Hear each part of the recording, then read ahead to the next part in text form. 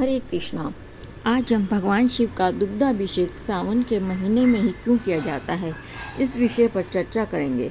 वराह पुराण में एक प्रसंग है। महर्षि औरव तप कर रहे थे। उन्होंने इतना कठोर तप किया कि देवराज इंद्र डर गए कि कहीं यह हमारा इंद्र आसन ना ले लें। इस डर के मारे वे भगवान शिव के पास गए और कहा, भगवान हमें बचाइए। भगवान शिव बोले, ठीक है। जब महर्षि औरव वन में तुलसी, बेलपत्र, कुश, दुर्वा, कंद, फूल, फल इत्यादि लेने गए तो भगवान शंकर आए और अपने तीसरे नेत्र से महर्षि औरव के आश्रम को जला दिया।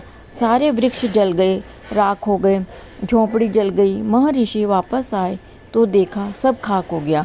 उनको क्रोध आया, किसने किया? मेरे इतने सुंदर सुंदर वृक्ष थे, फुलवारी थी, सब खत्म कर दी। किस दुष्ट ने ऐसा किया? तो उन्होंने श्राप दिया, जिसने हमारे आश्रम को जलाया, वह कोई भी हो, वह निरंतर इस दाह अग्नि से जलता रहे। और यही अभिष्ट था ऋषि को क्रोध उत्पन्न कराने का। शंकर जी कैलाश में बैठे थे। उनके सारे शरीर में जलन शुरू हो गई। लगता था वे आग में जल रहे हैं।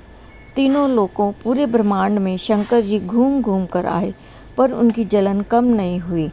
अंत में बद्रिका आश्रम गए और भगवान से कहा, भगवान मेरी जलन को समाप्त कीजिए।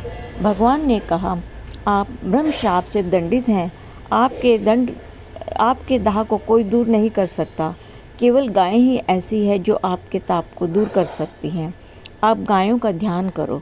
भगवान नारायण और भगवान शिव ने गायों का ध्यान किया, जिससे 77 गायें प्रकट हुई और वो खड़ी हो गई शिवलिंग पर, जिस और अपने थनों से दूध की धार गिराने लगी। इस प्रकार 77 गायों से भगवान शिव का अभिषेक हुआ और तत्काल श्राप से जो जलन हो रही थी वह भी शांत हो गई। भगवान उस समय सावन का महीना था। भगवान ने कहा, सावन के महीने में जो भी मेरा दुग्धाभिषेक करेगा वह पाप, ताप, संताप से मुक्त हो जाएगा। तब से भगवान शिव का दुग्धाभिषेक होने लगा और जो भी भगवान शिव का अभिषेक करता है वह सभी पापों से मुक्त हो जाता है।